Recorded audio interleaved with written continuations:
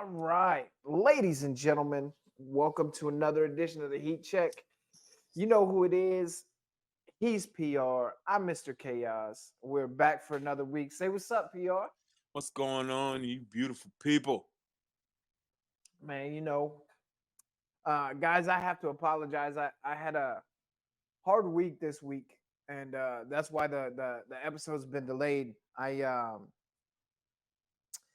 My so she was technically a psychiatrist assigned to me by the VA to be my medication management doctor.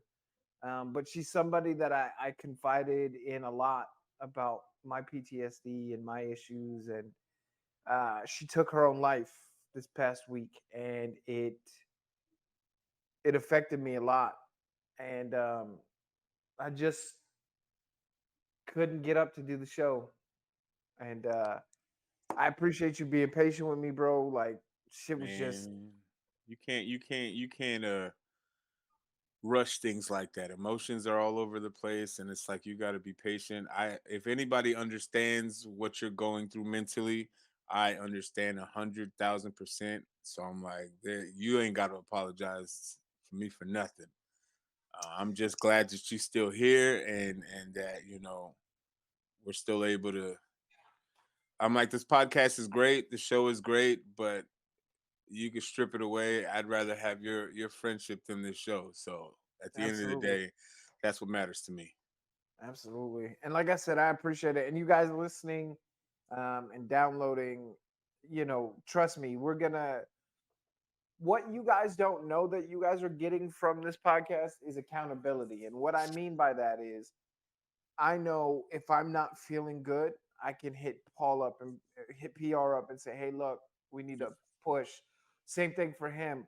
But at the same time, the relationship Paul and I have, you will never see one of us letting the other one bullshit. Like Nope. we're not built that way. Like if there's something you got to take care of, obviously you got legit issues. You take care of them. You come back. We get it, and it's not just about the show. Like you said, the show's great. Really the show's just an excuse for me to hang out with my best friend all the time. Right. Um, so I just appreciate the patience and shit. There's a lot going on in sports, young good Yeah. sir. Yeah. So I got two things I want to talk about before we hit topics. Okay. If I'm allowed. Yeah, yeah, yeah. If I got the platform. Number Yes, sir. one, I've been saying this for I don't know how many years. You know as well as most people know. Baseball is my number one joy. I grew up with baseball. I love baseball. Baseball is me. I love football. I love basketball. Everything like that. Baseball is it. I'm gonna say this. I'm gonna stand on this hill till Jesus takes me away. I am sick and tired of people telling me that the steroid era was not a good era in baseball. Regardless if they juiced or not, if it wasn't for Sammy and Mark in 1998, baseball would be dead. Mm-hmm. If it wasn't a couple years later, the greatest home run king of all time, Barry Bonds, didn't do what he did, baseball would be irrelevant. Yeah. No, I They completely. belong in the Hall of Fame. And I am tired of these people getting just jacked every year, year in and year out, that these writers that probably never played an inning or any kind of sports in their life, and they're deciding who can and cannot be in the Hall of Fame because you feel they tainted the game. At the end of the day, are steroids an enhancement to your muscles and to your growth and to your power? Yes, absolutely. I have never debated that, doubted that, negated that or not. However, comma, as a hitter, you could take all the steroids you want in your life. If you're not making contact with that ball, them None of it steroids matters. are meaningless. Yep. You You know what's still have to make contact. And for Barry Bonds to have been playing, he was in the National League, which at that time it's not like it is now where you have DH, designated hitters, on both sides of the league. That means he's playing in the outfield for 20 plus years and still hitting. This man gets the bases could be loaded, and they're still walking this man. They're risking a run in the game because they don't want him to hit one out the park. That should tell you the level of fear of when he walks up to that box. But yet he can't get into the Hall of Fame because allegedly he took steroids. I think I think that look, you know as well as everybody who knows me, I'm not a huge baseball fan. Right. It wasn't I didn't grow up on it, but I do remember 97, 98, 99 going to school, and before school I would watch Sports Center. Back when, and this will date me and Paul real quick. Back when Stuart Scott was Was on there. still alive. R.I.P. Uh my guy, cooler Who than is the the other other side side of of the the pillow. pillow? That's my guy.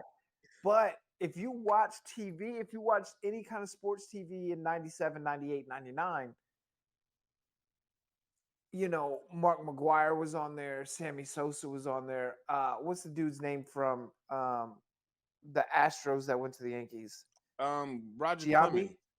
Giambi, Roger Clemens. You Like, had even Ken Griffey was on there. That but whole that's what I'm saying. year, Yeah, that 2 years. whole year of just trying to beat that record, and it just put baseball back on the map. Like it, even if Dude, you when didn't know about baseball, you knew what the hell was happening that year. you had middle school kids, 1997. I remember 97 for a couple of reasons. One, because it's the year Big Pun died. Okay, Two, it's the year of my favorite wrestling match ever, Halloween Havoc 97 between Eddie Guerrero and Rey Mysterio. the mask. That purple Yep. mask was everything. Yep. And three, fucking Mark McGuire and Sammy Sosa were Listen, on man. every channel. You had dudes from the most backwoods country part of Georgia who ain't never seen a baseball game But they rocking knew what was going throwback on. Nolan Ryan jerseys It, because Sammy Sosa and Mark McGuire. Like, look, if I had my way for baseball, and I feel like this would improve the game, one hitter in your lineup throughout the entire year can use as many steroids as he wants. One. Every team gets it. Every team gets it. Tell me how much more exciting that makes the game. it's not even. I'm like, I see that, and I'm like, I can care less about the steroids. I really can. It doesn't, because, It like because you at said, the end of the day, it's not gonna make a difference in if your contact. hand-eye coordination is garbage and you can't come in contact with a changeup, that What good are that you for me? the only thing that steroid is going to do is shrink your nuts. Like, And I'm like, it's doing nothing for your hand-eye coordination. I'm mm-mm. like, you again. Now for pitchers or for for your throwing, I get it. I see that. However, again, even with pitching, you can have all the power and throwing in that speed. But if you don't have control of that ball and locating that ball where it needs to be, them steroids is shit. You might as well give yourself COVID. I Again, mean, steroids gives you the ability to be stronger and probably play longer. I get it because Barry Bonds played well past 40. But at the end of the day, even after 40, being as big as he was and as strong as he was, and still being able to average 30 to 40 home runs a season late in his career, again, you still have to make contact. mhm. Period. Yeah, And it the steroids never bothered me in baseball because one, baseball's boring. I love you, Paul, but baseball's and deadly listen, it's not for fucking boring. everybody. It's not for everybody. But the other reason I don't mind it is because these guys get paid to play a fucking children's game. They're not cops. They're not in the military. They're not school teachers. They're not people I mean, look, these are alpha male athlete guys. That's what, if you make it into an MLB, you make it into the NBA, the NFL, you are the best of the best of the best, right? I'm like, I, this is the I thing. just I don't see the advantage. I don't see the big deal about players being juiced. I just don't. I understand the roid rage part of it. I get that, but This is how intense baseball is, in a sense, because one, baseball is the only team, the only major league sport out of the four major sports: hockey, baseball, basketball, and football. that does not have a salary cap on the teams, on the players. Aaron Judge last year, he signed a 9-year deal. You know how much he signed for? Wasn't it like 300 and, 200? $360 million Okay. over 9 years. 369 years. That's roughly 50 plus $1 million You know a how year. old he is? 26, 27.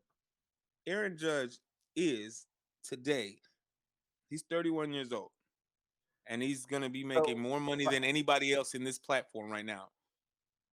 bro, Like, that's insane to me.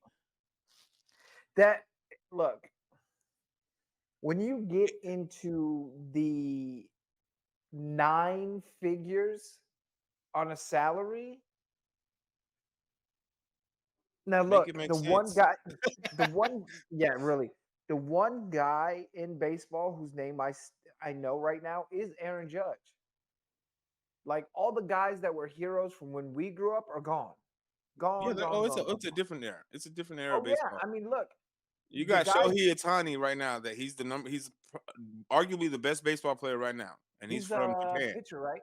He's a pitcher. He's like our era Babe Ruth. He's a pitcher and a Oh, he hitter. does everything. He's on both sides. He Yeah, hits and he pitches. And this is the thing. Like he won MVP last year. He's arguably about to win MVP again this year and possibly a Cy Young in the next year or two. he was So playing he's playing with the Angels. Angels, and he is getting just thrown away because the Angels is just booty trash garbage right now.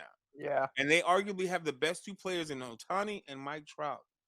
And it's like to see the level of play. I'm like, again, baseball is a very slow game at times. When it yeah. comes to September, October, that's when it starts to get a little spicy because the playoffs are around the That's corner. your playoffs. So Yeah, once October starts, don't talk to me. I'm busy because now I got football and baseball coming at the same time with basketball around the corner. yeah. So Oh man, don't talk to me. We this got a basket, few weeks, this it, NBA season is gonna be nuts, bro. baby. That's I my hot take. That's my hot take. all right. Well, uh, I look. I don't disagree with you in that. Like, look. Oh, and Pete Rose needs to be in the Hall of Fame too. I don't care about the whole gambling thing. I Yeah, don't me care. too. These players who are getting suspended for gambling on NFL football is stupid to me. It's ridiculous. Um, but I look. I will not disagree with your hot take on baseball because I think one, it's ridiculous that people are still so like I don't know, so anti steroids era of baseball. Like it When didn't happen. if it did not happen, you might still have minor league teams, but the MLB wouldn't be where it's at. Let me ask you this: for any sport, any major sport, the Hall of Fame is to tell what? What do you mean?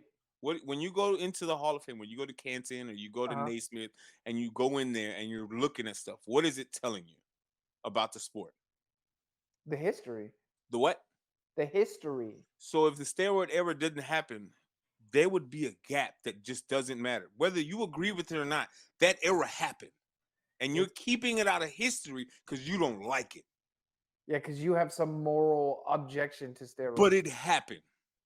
And not only did it happen, it's probably the best rated era of baseball in history. That's like saying you were against the Attitude Era in WWE, so you don't want to talk about it.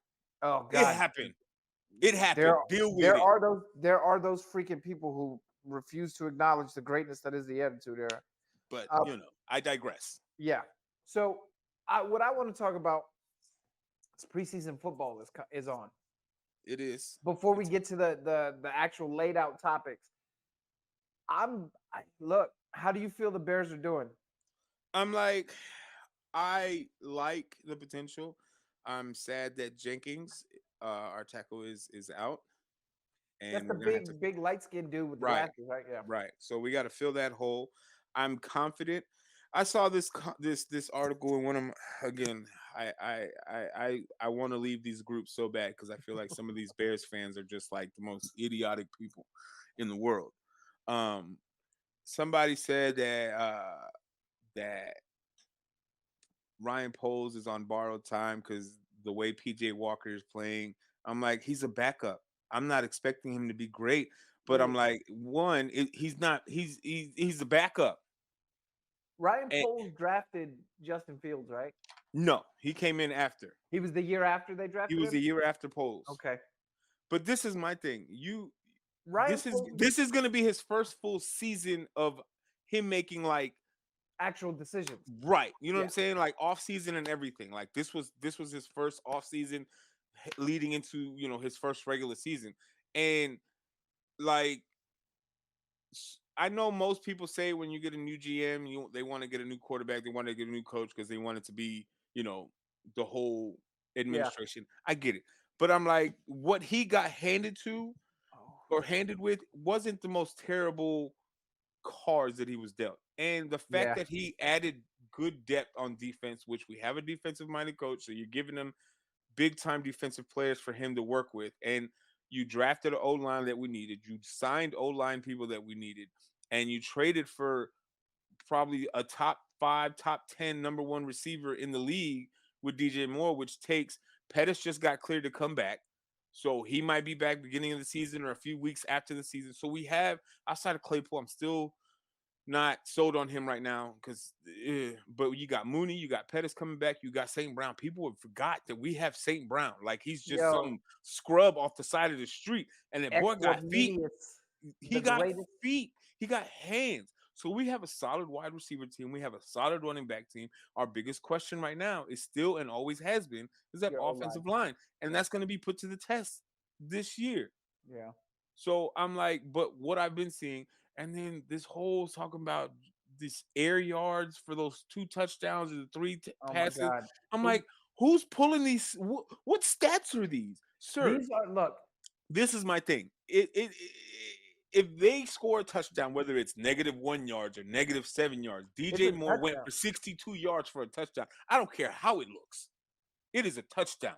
People, this is what trips me out about people, and when they talk about quarterback play, everybody's like, "Oh, Dinkin and Duncan," and I'm like, "Wait, wait, wait." Huh? That 2 yard pass that that Mariota threw to DeAndre Swift, and he took it for 22 yards. You're telling me those 22 yards don't count? They count Oh, to they me. do. They do. Yeah. Then shut the fuck up. Uh, Yeah. Let me. Yeah. mm, You know what oh, does it? You know what I don't need Marcus Mariota to do? Try to throw it longer than 5 yards because he's gonna get picked off. Like, and then like we've been hearing this comparison pretty much all preseason. I mean, all off season, basically leading into this off season after the season of Jalen Hurts. Justin Fields and Jalen Hurts are going to parallel each other the way that they play.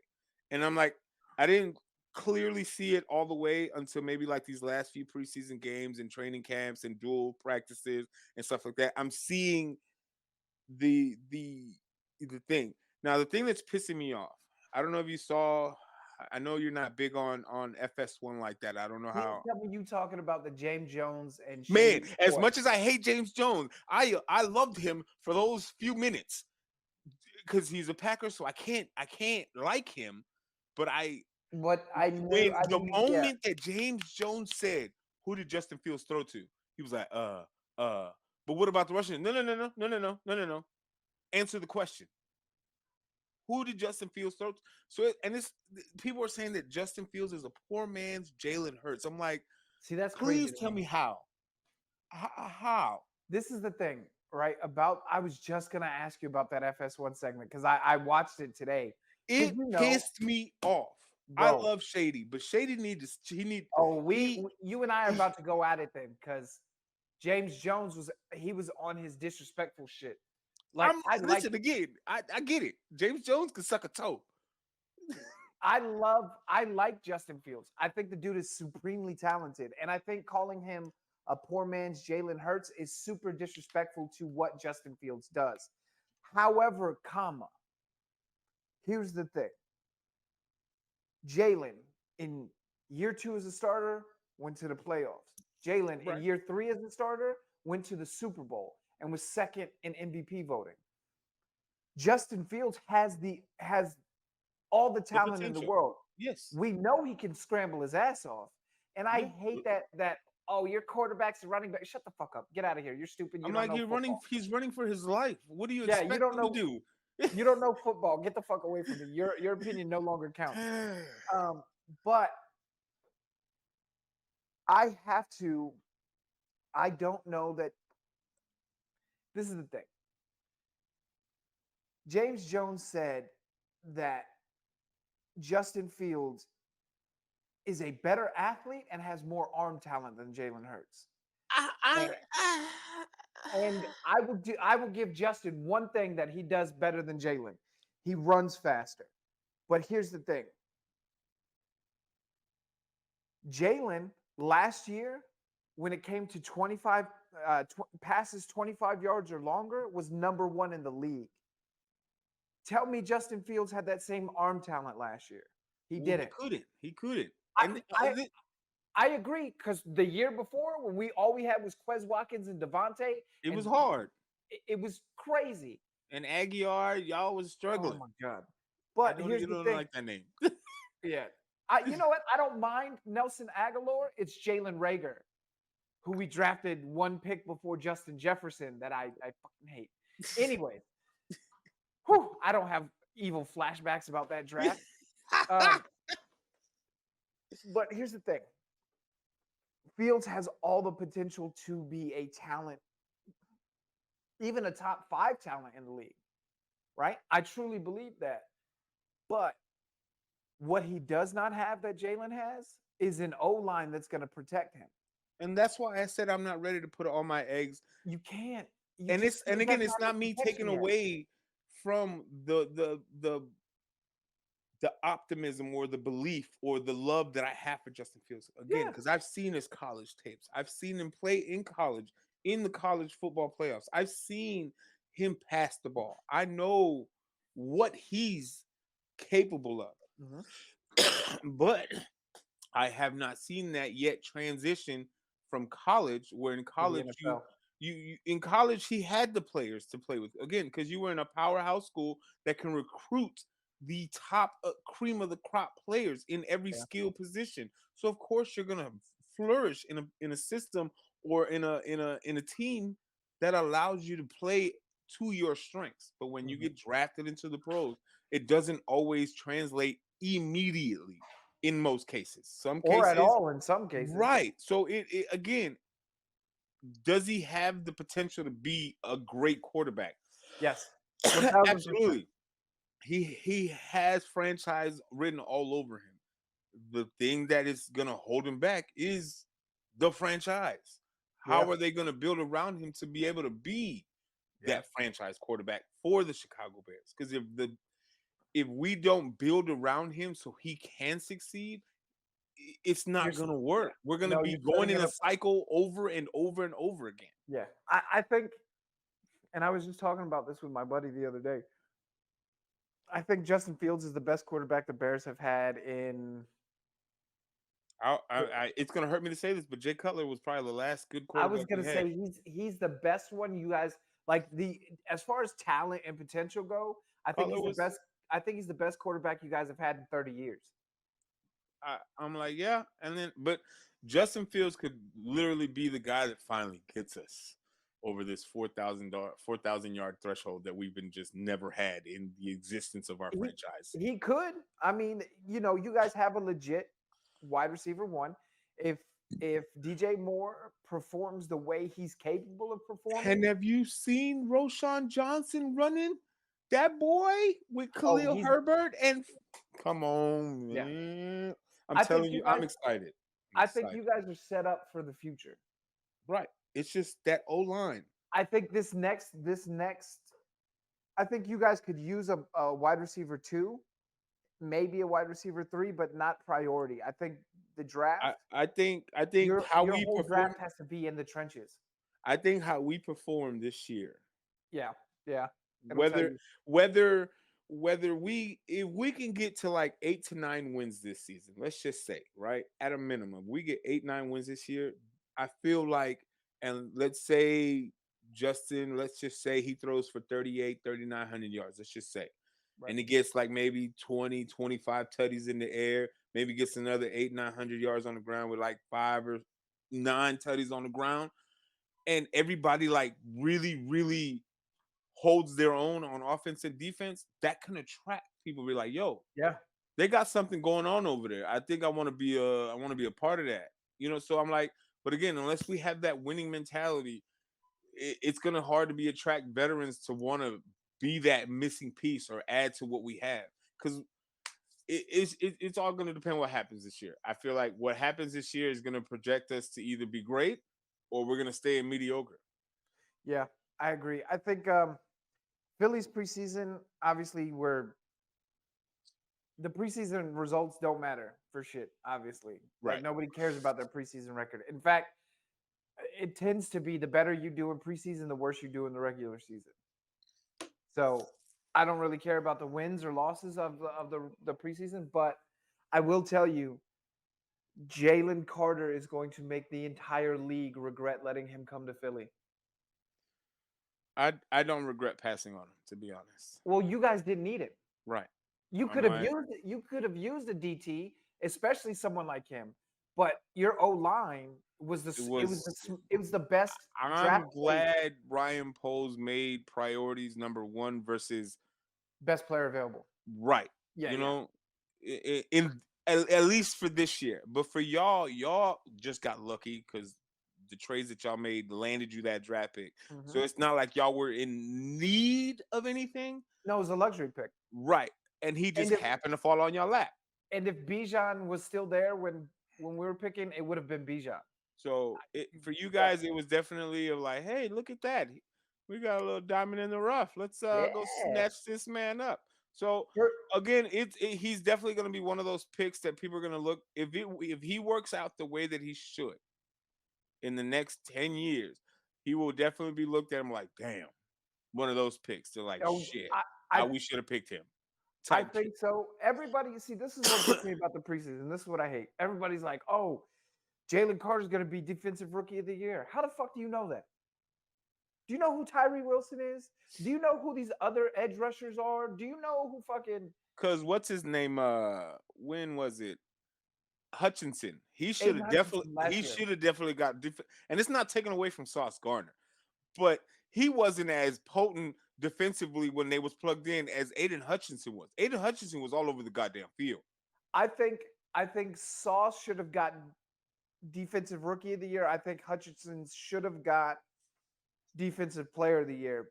The problem is Nick Bosa's a bigger name. He has more stats. He has this. He has But that. Aiden Hutchinson is going to be a monster for years to come for Detroit. That kid is. I And can't he gets tell to you. do it at home. I can't tell. Yeah, he's from Michigan too. I can't tell you the last time I saw a white defensive end that I was just like, "Oh, you're a freak of nature." Like this is real. This is Like, happening in real life. yeah, this is insanity. So, hey, Jalen Carter, his first snap, we played against the Ravens. First snap, he blows over their guard, club move real quick, and is at the quarterback in 2 steps, forces the quarterback to throw it away. Now, you know how preseason goes. You're only playing your big names 1 series, maybe 2 series, whatever. Give or take, yeah. Yeah, so he got that. Then the next game, which is this past Thursday, Nolan Smith is flashing. Nakobe Dean is causing forced fumbles. Um, Right. Marcus Mariota looks like absolute dog shit, but we've known that since he played on the Titans. But what we are finding out is, okay, this is where this person shines at. This is what I love about Philly, right? Like we tied Cleveland, and by the time we were at halftime, we had our 4th-string guys in. We didn't even have our 3rd-string or 2nd-string guys in, and we still tied them. So Philly has a positive. I have a really, really hopeful outlook for this season for Philly. Right. Obviously, the goal is to get back to the Super Bowl and get a Lombardi, but that's harder said than done. It ain't gonna be the easiest or the easiest walk in the park because Yeah, wait till you see my everybody knows now. predictions.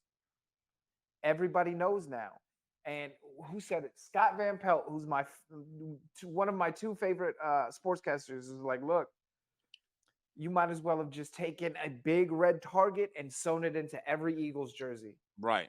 Because Because it's everybody about to wants get real. And the back half of our schedule, or we break in week 10. Oh, um, week 11 is KC. Week 12 is Buffalo. Week Y'all 13, schedule is definitely harder this year than it was last year. it's It's insane. definitely So I'm excited to see what we do this year. I think we win the division. I think we definitely get back to the playoffs. When you get into the playoffs, though, the phrase "any given Sunday" is it's zero literally, zero yeah. 0-0. At this That point, means, it's anybody's game at this point. yeah. And sometimes the best performers are quiet during the regular season. They want to be they want to be stars when Right. the lights are brightest. So um, We're gonna see. yeah, preseason's interesting. Philly's playing again this Thursday on Amazon Prime against oh, we're playing the Colts Uh, uh, minus uh. Jonathan Taylor. You, eh, it's gonna be interesting. It's gonna Yeah, be interesting. we'll see what happens. All right. So, what I want to get into next is our playoff predictions. Look, week we're in the last week of preseason. These lists Hmm. are probably going to change throughout the season. We'll do like a mid-season check-in of like, hey, here's what our playoff teams were for before the season. Here's what they are now. Stuff like that. Yeah. Um, so don't hold us to this list. Shit could change tomorrow. You could just This. have one bad Yeah. injury at training camp and take a team out completely for the year. So And it's over. Your whole season's just gone. Dunzo. All right. So the way I want to start first is I'll have you go and then name me your division winners, AFC and then NFC, and then I'll do the same thing. Okay, give me 1 second. Pull it. It just went away. Doo-doo-doo-doo-doo. Where'd it go? So the way I got it set up, I got the division winners. We're gonna start off with the NFC first. Okay. So in the NFC East, the ones I got for the NFC North, I'm like, I think 99% of the country has the Lions taking it based off of all the changes that have taken place. Um, in the East, I got the Eagles taking it. In the West, the only team viable to win the 49ers, because I'm like, everybody else is just not even on their level. Yeah. And then with the sorriest division in the NFC, if not the NFL, the NFC South, I got the Saints because they're the only completish team, that From seems that like they division, yeah. that it's just the Saints. And then for the AFC, we'll keep it NFC for wild cards. So for the wild cards, the three wild cards I got are the Cowboys, the Seahawks, and the Giants. I got you guys in the NFC East coming out with all three all over again. Um, the Giants, as much as I don't have faith in Jones, I still think they're a pretty wild card contending team. I don't think they're going to take the division because I'm like, they're not better than the Eagles or the Cowboys. It's not even up for debate. But are they a wild card team? I think so. Um, in the AFC, the North, I got the Bengals taking it. The Bills in the East. Last year I doubted the Chiefs, and that came and bit me in the ass real bad. So I am Hit not you in the gonna ass. bet again. So I'm like, until Mahomes and Kelsey give me a reason to doubt them, I refuse to doubt them, and I got the Chiefs taking the AFC West, and for the South, I got Jaguars repeating as division champs. For wild cards for the AFC, I got the Jets, Chargers, and my sleeper pick, the Dolphins, Okay. rounding out the AFC. That's who All I right. got.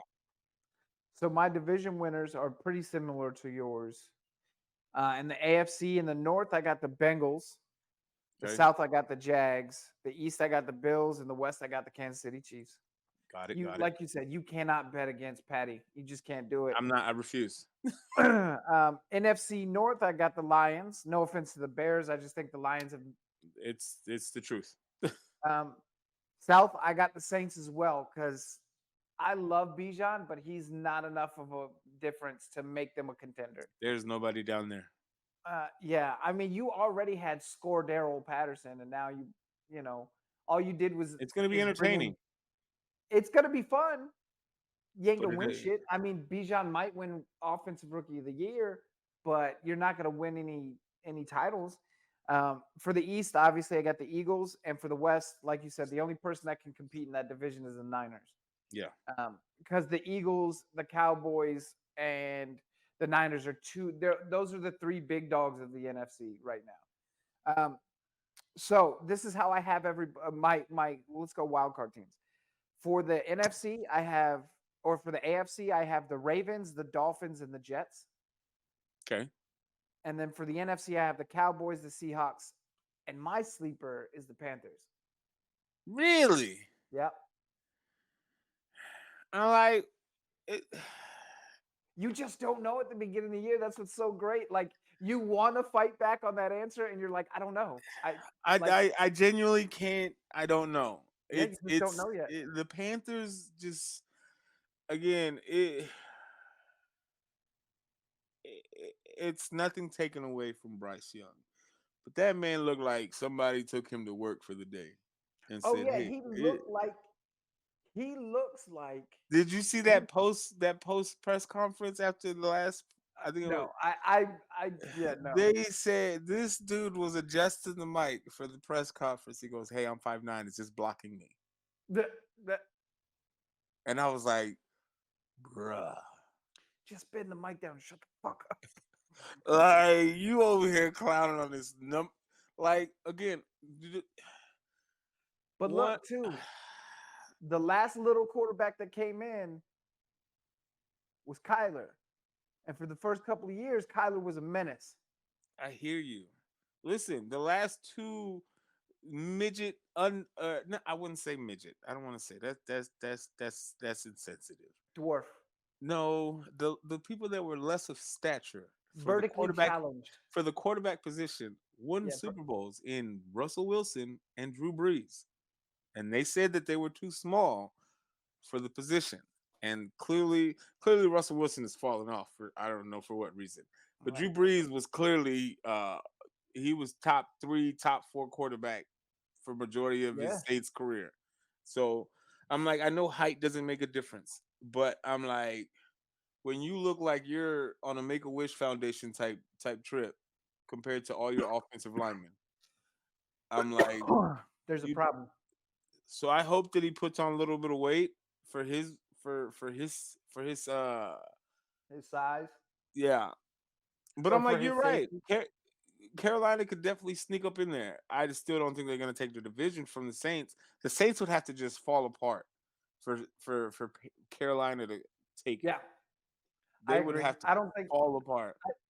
I think the Saints are gonna be uh at least a 9-win team this year. And I just don't I think Carolina might go 8-9. Somebody has to win the division. Yeah. So I don't think neither one of those teams is gonna be world beaters.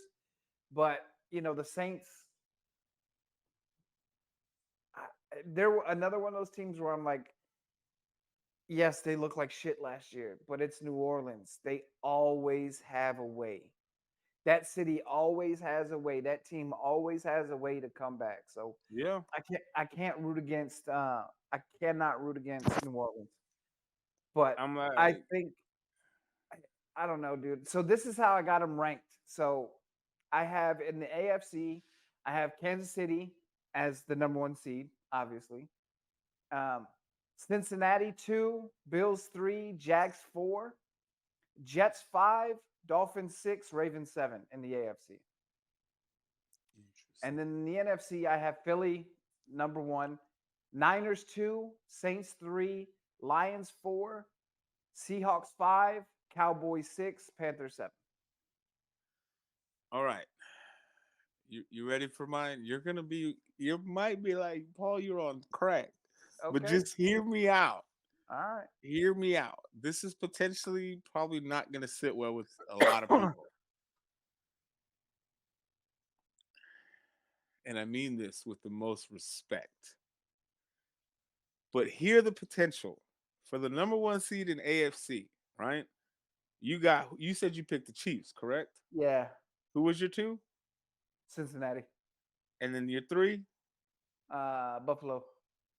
And then Jaguars is your four. Uh-huh. Now hear me out, You got the Jags at 1. nigga. Tell me I can't be wrong though. I can't argue with that just because I know who Doug Peterson is. But it's not even just that. Just hear And this I out. know and I know who Trevor Lawrence is. But it's not You even just that. okay. So, all right. So most every division you play your opponents twice a year, Mm-hmm. right? So the AFC South, just like when Peyton Manning was the king of the AFC South, that's almost an automatic 5 to 6 wins right there. Because the Yep. Colts are still questionable, Houston is still questionable, and the Titans are still questionable. Even Yeah. though they might be the second best team in the South, you still got Tannehill. I'm like it's still it's Tennessee. And you don't know how D Hop is gonna get along with everybody Correct. yet. You don't know what that chemistry is going to look like, Yep. but you know for a fact that the Colts and the Texans are suspect. Can they beat you? Yes, but 9 times out of 10, those are 4 easy W's right there. Yeah. So let's say Because they split the Titans. So that's 5 wins yeah. already in the books, and that's just in the division. I'm like, are the Dolphins better than them? When two is healthy, yes. But is the But potential that's the problem is Tua gonna be healthy? so? So if we take that into account, no, the Dolphins aren't better than them. I'm like, can the chart? We already know that the Chargers can't hold water to save their lives, so they can't beat them because they lost. So I'm like, if you look at some of these teams in the AFC, the only true contenders are the projected who we have division winners. Yep. But if you split the rest, so there's 17 games, you got 5 to 6 already in the bag with your division. You so that means there's 11 games left, right? Let's just say he got 5 wins. You got 11 games left. Let's say you win 8 out of those 11. So 8 plus 5 gives you that's Let me do the 13 math. wins, That right? would be 13. That's possibly a good one number 2 seed. So, you know, for my number 1 seed, I'm putting in the Jaguars. 2, I got the Chiefs. 3, I got the Bengals. And rounding out with the division champs, I got the Bill. Wait, I said Jaguars, Chiefs, Bengals, Bills. That's my 4. Then with the wild cards, I got the Jets at 5, the Dolphins at 6, and the Chargers at 7 to round out the AFC. For my NFC, I got the Niners at 1, the Eagles at 2, the Lions at 3, and the Saints at 4. Um, the NFC, which I kind of hate that it has to be this way because I'm almost certain the Cowboys are going to have more wins than the Saints, but since we can't do it, the NFL doesn't do it by best records. Here we are. So I got the Cowboys at 5, and the Seahawks at 6, and the Giants at 7. So, and I only got the Eagles at second because I think they might get beat out by the spot by 1 win total. Like it could easily flop out, but I think 1 and 2, there's no clear cut Mm-mm. set in stone between the Eagles and the Niners. But I believe that 1 and 2 is going to be between Philly and San Francisco by the Yeah. end of the season. I think the only reason I put the Niners at 2 is their quarterback situation. I'm like, if it's Trey Lance, I don't know yet. If it's Um, Trey Lance, they won't make the playoffs. but the way Sam Darnold's been looking in training camp and preseason, it's like it goes back to saying that it's the system and it's making Sam Darnold look like a genius. Kyle Shanahan Is a genius. is a genius. Here's the problem, though. We know what Sam Darnold is. Now, he's never been in an offense ran by Kyle Shanahan, so I will give him that, right? But in New York, what was the end up for Sam Darnold? He's gone. Yeah. Carolina, he's gone. Like Sam Darnold has moments where you're like, oh, dude can play like Josh Allen. He has the He has potential. a cannon. He has a And cannon. then two But it's games that later, accuracy. It's that accuracy. 2 games later, you're like, dude, you just shit the bed. Like, what happened? And it was handed to you on a silver platter. Yeah. So, So, but um, he has if anybody could do it, clearly he can make Shanahan can make him look like yeah, because Shanahan or Shane Steichen could make him look great, but so it's going to be interesting. But those are my top two when yeah, it comes. It can interchange, but I don't see anybody. I don't see the Saints taking a 1 or 2 spot or the no, Lions. I'm like, it's just they're not as good as those two teams are. no. And honestly, like for me, what I would like to happen is Philly Dallas in the NFC title game.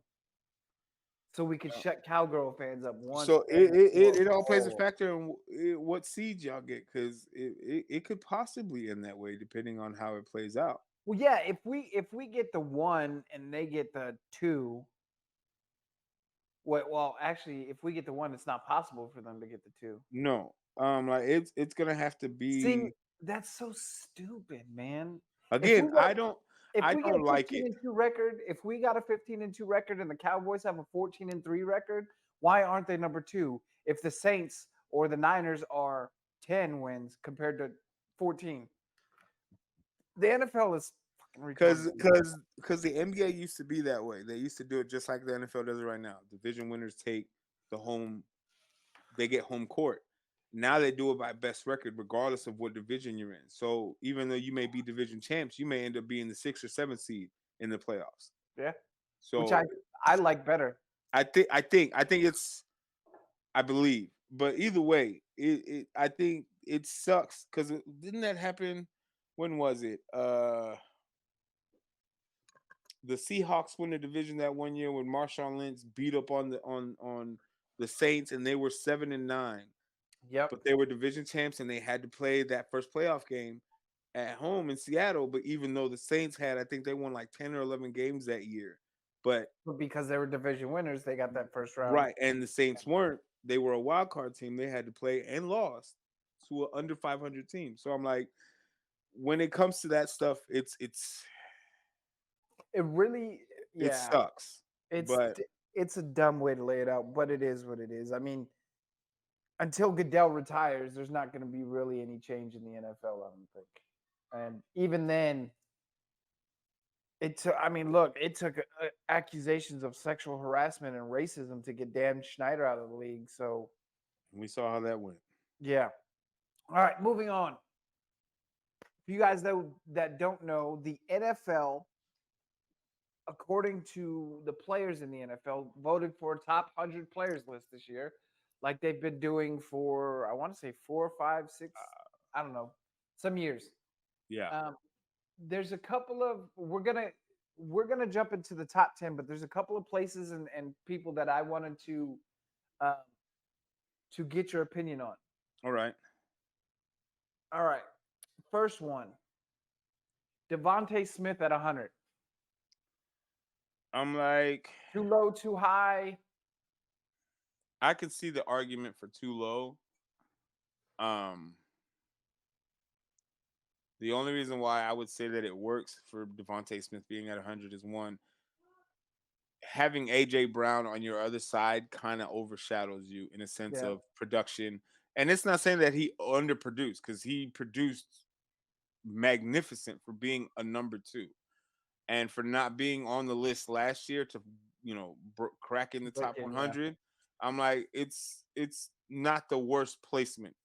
What he does this year with the second year with Jalen and AJ Brown is going to determine if he's going to stay there, go higher, or get knocked off this year. yeah. Moving into next year. But it's not the worst. No, I was, honestly, I'm glad he made the list. When he came out as the number 100 player, I was like, all right, Starting everybody off knows strong. everybody knows who Smitty is. Right. DBs don't want to cover him because he's a crazy route runner. I'm And like, he had almost 1,200 yards last year. Like yeah, for, as a for being a number two, two, that's a there's ones who don't have 1,200 like yards. 95 receptions, 1,200 yards, and 7 touchdowns for a number two. That and it's only what that was his That second was year year. two. That was year two. So I'm like, to be a number two and almost have 1,200 yards and have 7 touchdowns and almost 100 receptions, you're just five touches away. I'm like, that's a solid Yeah. second year. You know what I'm saying? And his third So year is only going to be even crazier. Let's see. Do. Where is 86 Justin Fields. I'm like, I'm here for it. I'm like, I think he definitely, I think he earned it. yes, I 100% agree. He earned this spot on his. There's a couple. Just the fact that he escaped that Hassan Reddick sack, like Hassan Reddick had that motherfucker by his neck, I'm and like, he yeah, got out and almost ran for a touchdown on the number one defense in the league. That play for a alone, you get quarterback, put on 100%. You get on for 100. him, he was just a few yards away from breaking the all-time record for rushing for a quarterback in the Uh-huh. second year. So he had 1,100 yards, and then I'm like, it wasn't the greatest passing performance for a quarterback with only 2,200 yards and 17 touchdowns. However, for not having anybody to legitimately throw to and still almost, have a decent sophomore year, I'm like, to now having a true number one to throw to spread the field around and actually, have play action passes, have a running back that can actually run the ball, and have a tight end. Even in Komet, it's his third year in. I'm like, I like him. Um, Cole so Kmet could be big for you guys. that's what I'm saying. And so he's a good pass blocker, but he also can catch the ball, and he's not the easiest person to bring down. So I I I'm okay with it. I'm Yeah. like, some people might say that it was too high, and I could see that just because, again, the performance wasn't great for a quarterback aspect. It wasn't great. But for Yeah, I mean, talent wise overall, when you put all his stats together, I'm like, you got to be kidding me that you wouldn't put him there yeah. or in that area between 85 and 90. I could see him anywhere in that range, So it's not the worst. Now, how he performs this year could catapult him, maybe top 50, top 30. You know what Yeah. I'm saying? It all depends. And then again, he wasn't ranked last year, which duh. I'm like, his rookie year was bottom of the barrel doo doo trash. Yeah. And then we also had a terrible offensive line 2 years in a row. So the fact that he's even on the list with the offensive line that we had last year, and It he's tells you able the to kind of crack, player he could be. the potential there. So it's just, how do we get him to get through that Yeah. ceiling and be that superstar that we want him to be? Yeah. All right. Let's bust out into the top 10. Number 10, defensive tackle from the Chiefs, Chris Jones. Who is still not signed an extension, but has He's already holding. stated He's holding out. I forgot. he's holding out, but he doesn't want to go anywhere. He's Chris a Jones is a monster, monster. dude. He He's a is he is a terrifying man. yeah. Like, let's just read down this man's stats from last year. Clearly he got a Super Bowl, duh. But for defensive tackle, 30 tackles, 15 and a half sacks. 15 and a half sacks. Only two people in the league had more. Like, to say that you're a tackle and you got to that quarterback that Yeah. many times. Yeah, because the two That people who had more sacks than him are both edges. so that Yeah. puts you at a different Yeah. pedestal than most defensive tackles. Because you're Yep. not, it's not that we don't want you to go after him. And it's not that you can't, but most defensive tackles, they're getting double teamed. You're not breaking through like that. You're taking most of the weight so your edge rushers can get in there Yeah. and get those sacks. Or you're a run stopping specialist, Right. or So you're gonna be the brick wall. Yeah. I love Chris Jones. I think he Chris Jones, I think Chris Jones is probably one of the better D tackles in the league. and he's only Uh, 29. yeah, that's crazy. This is his second, third big contract. I Second? think it's I think it's look I think this is gonna be his second one. Yeah. But I'm like, he's worth the penny. It's just how much Oh, are the Chiefs gonna give him? for defensive tackle, yeah, yeah. You It's not have gonna to be have cheap. because if you get a team in there like Philly who has an insane running game and you take Chris Jones out of your line, you instantly just you made your line weaker. Yeah. And there's a hole there that you gotta fill. And Yeah, and you it's gotta not like the smallest feet. Them shoes no, that you would have to fill are not small. you better fill that shit quick because people will take advantage of that. Yes. Number 9, obviously I'm not a Go ahead and say Cowboys. it. Go ahead and say it. Go ahead. I'm not a Cowboys fan. Um, okay, However, go see your mom. But I can't hate on Michael Parsons. I look, that man is different. Micah Parsons has. This is why I like Micah Parsons because Micah Parsons is not afraid to be like, "Oh, that's a good player." Oh, that's like on the draft special. They had Micah Parsons as one of the guest hosts, Yeah. right? And when we drafted Jalen Carter, his first words were like, "No, that didn't really happen. The league didn't let Philly get Jalen Carter. Like that didn't happen, right?" And then Right. when we found out we did, he was like, "I think I'm going to throw up on myself." I'm like, he I is a love players. competitor. I love players who understand what other players can bring. And obviously, Michael Parsons is athletically, he's a freak of nature. Right. It doesn't make any sense how good he is athletically, right? But Correct.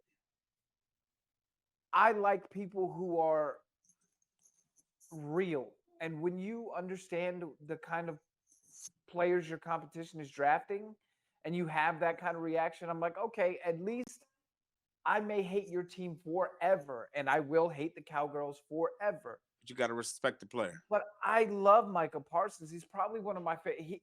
If I ever wore a Cowboys jersey, which will never happen, it would be a Michael Parsons jersey. Did you see that interview that he had earlier? Where he's like, I'm tired of watching. Yes. He's like, we're making football mistakes. We're not well, he's like, we're not making football mistakes. We're making mental mistakes. Like we're hurting ourselves Yeah. because it's not that because we've said this time and time and time again. The Cowboys on paper are a scary looking team, even with Dak at quarterback. It's the position players that they have, especially on defense. Like their defense is top 5 defense when they're on just destroying people. You know, their secondary, their linebackers, their defensive, their line. It's just insane. So I feel like he is a captain. He is a Jerry Jones better not jack this up because right now you have a generational talent with Michael Parsons on your team that is contagiously just a competitive go-getter. And like he could have easily got defensive player of the year last year over Nick Bosa. Easily. Yeah.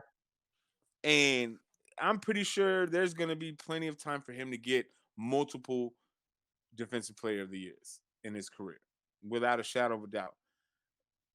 But if Yeah, the I Cowboys agree. ever win and it's because of defense, it's gonna be because that man led that defense to a Super Bowl championship.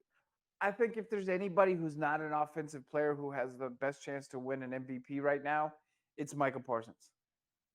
Like a Like, league MVP. And that I can't remember the like, last time a he had non-quarterback has 13 won it. and a half sacks. Like the last one I know was Lawrence Taylor back in the 90s. I've never seen the defensive player win an MVP. Nope. Not since I've been old enough to really comprehend it. No. Right. So I'm like, the I man is think young. he has that potential. I think he really does. But like you said, it's The man if is you 24. mishandle Micah and he ends up going somewhere else, you Are are gonna forever the regret it. laughing stock of the NFL. Bro, you are never gonna be able to live it down. It's already bad enough as a Cowboys fan that you get made fun of just for being a Cowboys fan. You Well, let Michael Parsons walk, you are going to be the laughing stock for decades. and you have to remember too, this is also a team who let their greatest player in history go to the Arizona Cardinals. Like Because you were too petty to sign him. which is crazy. I'm not telling you to get his dude $100 million, but that's Emmett fucking Smith. Like, Make it yeah, make sense. yeah, it doesn't. You can't. Number 8, Josh Allen. I look. I'm ready. Everybody I makes need him to win.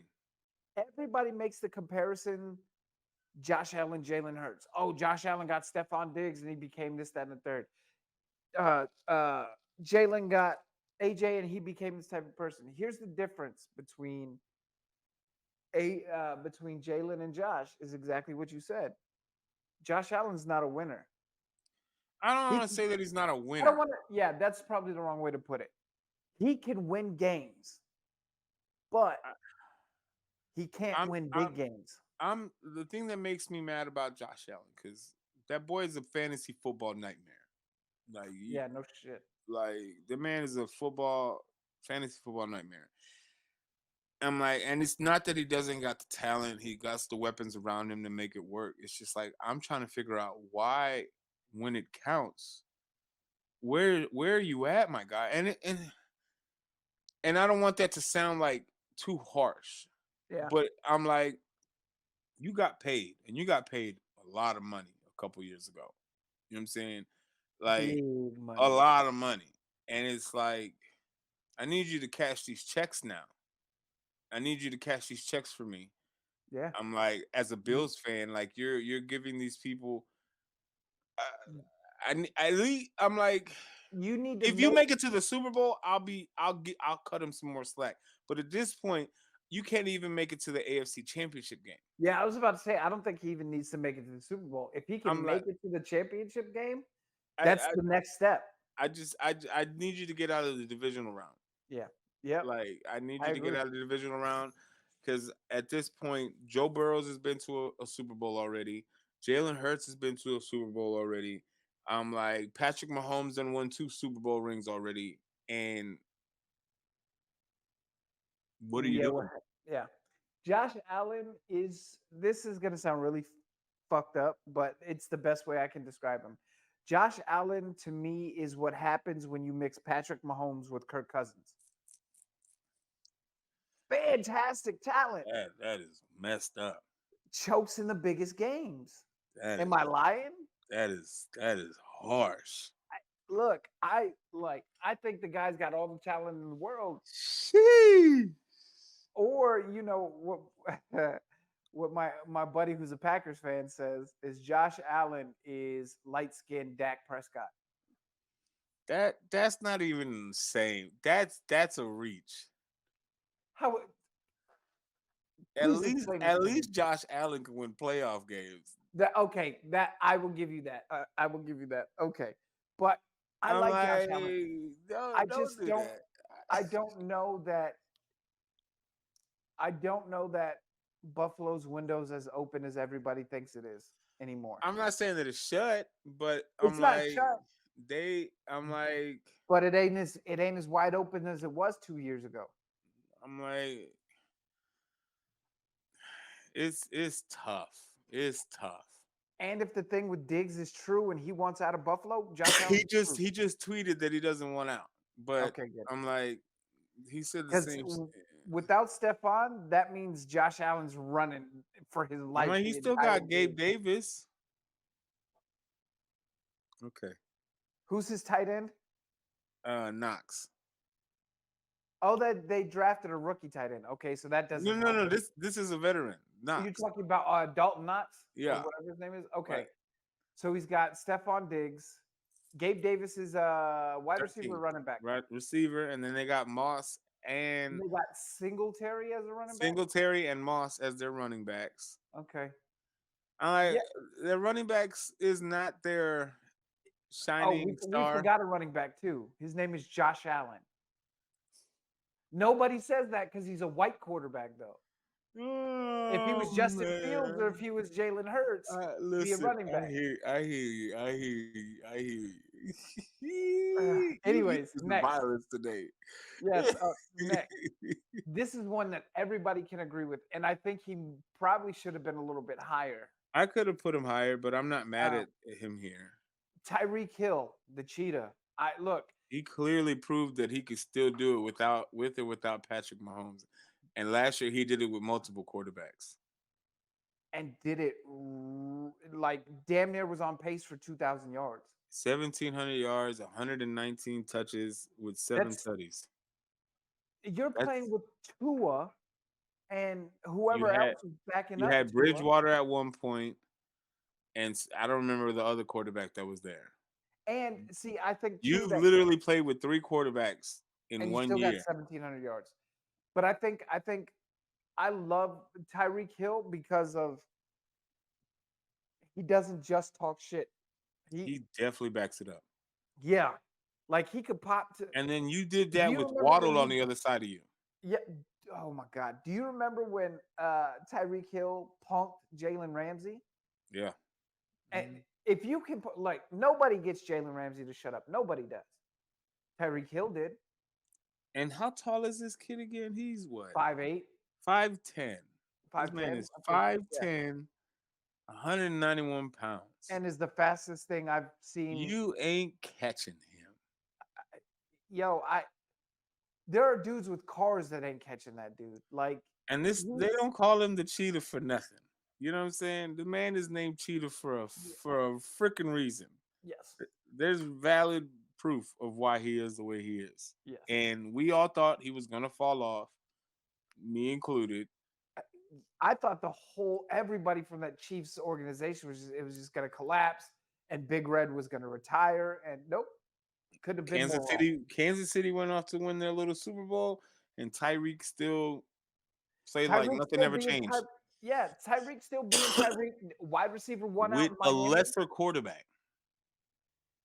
and a uber talented number 2 on your ass, and you still Like, got 1,700 yards. like So we don't have to say any more about Tyreek Hill. he is Like where he is for a reason. Tyreek Hill, this is the ultimate compliment that I can give Tyreek Hill. What's that? He's a first ballot Hall of Famer. I can see that. can see that. I can definitely see that. I'm trying to see where if Jalen Waddle was at 44. Just wanted to put that out there with 1,400 yards, 75 receptions, and 8 tutties. Yeah. That was on the other side. There's only a couple of 1 and 2 wide receivers that are both on the list. So that's that a was on the huge other thing. side, and Yeah. that's without having Tua the whole time. Yeah. Number 6, Joe Cool, Mr. Burrow, I see no Mr. issues. There's nothing to say about this guy. Like He's performing the way that a number 1 draft pick is supposed to perform. the 2019 NCAA college season might be, from an offensive standpoint, the greatest college football season Yeah. I've ever seen. Without a shadow of a doubt. Heisman That Trophy dude- winner, national champion. He threw Like- 60 touchdowns. Like Who the fuck throws 60 touchdowns? him does. Yeah, him. Him does. Him is exactly right. Yo, Joe Burrow is one of the white dudes who's invited to the cookout, And and is probably bringing a black woman with him. and he's definitely putting Cincinnati in a different atmosphere as far as with him and Jamar Chase and T. Higgins, and you got ETN. Mixon. They have a squad. You know what I'm Yeah. saying? And he's definitely carrying that torch that Carson Palmer couldn't do. That Andy just Dalton couldn't and do. they couldn't get it done. And in his 3rd season, coming back from a horrific knee that injury. ACL tear. You come back from your whole knee just getting blown out to And taking your didn't team. that second year he got sacked like 70 some odd times or something like that. And you take Like your team his to the Super Bowl O-line the was- next year. Yeah, his O-line, you got sacked 70 times this year, and you were still in And the not Super just Bowl. that, that same run going to the Super Bowl, you played the number 1 team in Tennessee, and they sacked you God knows how many times, and you still managed to pull out a W. Yeah, and yeah, If that doesn't show the kind of player that he is, and the potential of you're blind. You're watching a different game than what I'm watching. Yeah, I don't know what will show you. This is the crazy thing for people who don't know. Go back and watch that LSU 2019 season, and The two people he's throwing to as primary receivers Yeah. are Justin Jefferson and Jamar Chase. And he has one of them on his team as we speak. Yeah, and Justin Jefferson has said if he leaves Minnesota, he would love to play with Joe Burrow again. Could That you would be imagine? sickening. That would make my stomach Dude, I would turn. never watch football again. That Justin would Jefferson, Jamar Chase, and T. Higgins. that would make my stomach turn. It wouldn't make any fucking sense at all. Don't talk to me. Yeah, really. Like Cincinnati, here's Lombardi, here's the Lombardi for the We'll next 10 see. years. Just shut up, go away. We're all going to be playing for second place. Like, Number 5 yes. is possibly, if not already, on the verge of going down as the best tight end to ever play this game. 7 years straight of 1,000 yards. No tight end has done that. I And think if you listen to Gronkowski, if you listen to Shannon Sharp, if you listen to Tony Gonzalez, Travis Kelce is the best tight end to ever play the game of football. And he is one of those guys that when you watch him play, you can see how every play he's busting his balls to try to like get something done. he for his size, for his sheer size, Because he's for what, him like to 6'5", he's 240? 6'5", 250 pounds, and for him Yeah. to be able to move the way he is at 33, he's been in the league 10 years now. This is year 10. Like, he's definitely the best tight end to ever play in a Kansas City uniform. No offense, no disrespect to Tony Gonzalez, but Well, Tony said that himself. He was like, he's the best Kansas City wide receiver. Was it who or tight end? Who else was a Kansas City tight end? Was Priest Holmes was a tight end? no, he was a running back. He was running back. Okay. But yeah, I if you ask the people who have the opinions and that are qualified to give those opinions, Travis Kelce's the best tight end to ever play the game. I'm like, you're not gonna get any quarrels with me on that one. I Like can't the man is. I can't be mad even though he spanked the shit out of us in the second half of the Super Bowl. But for a tight end to have the type of career that he's had, granted, it's been a big factor. Patrick Mahomes has played a gigantic factor Yeah, in his but career. remember who But he had before him. right, he still had Alex Smith before him. But it's like that man for a tight end, and then the swagger that man has. Like him and his brother are polar freaking opposites. But they work so well together. But I'm telling you, I love their show. look, Their show is shout out to amazing. New Heights Podcast. That thing is fantastic. It's amazing. I'm like, but Jason obviously Travis Kelce at number 5, I could have swapped him out with Nick Bosa, but that's what I was thinking too. I'm all right. I'm like, but even with George Kittle, it's still Travis Kelce's up here and George Kittle's down here. Yeah. And I got high respect for George Kittle. Like George Kittle is still a monster, but he's not Travis Kelce. He can't touch his cleats. No. This is the thing. The gap between Travis Kelce and the second best tight end to me is as big of a gap as Patrick Mahomes to Brock Osweiler. Like that's how big that gap is. Big gap. Yeah, that's a big gap. And again, I love Dallas Goedert. He's my guy. He's got to be top 5 tight ends. But he's not. Can't touch. You can't even see Travis Kelce. But what I love that Kelce does is that tight end university every year. I'm like, the man loves tight ends. He loves football. Loves football. Like, I rock with Travis Kelce, and I think my wife has a crush on him, so it's okay.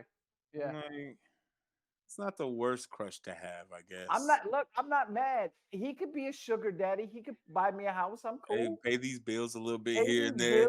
I'm good. I'm not. You not gonna get no quarrels out of me. No.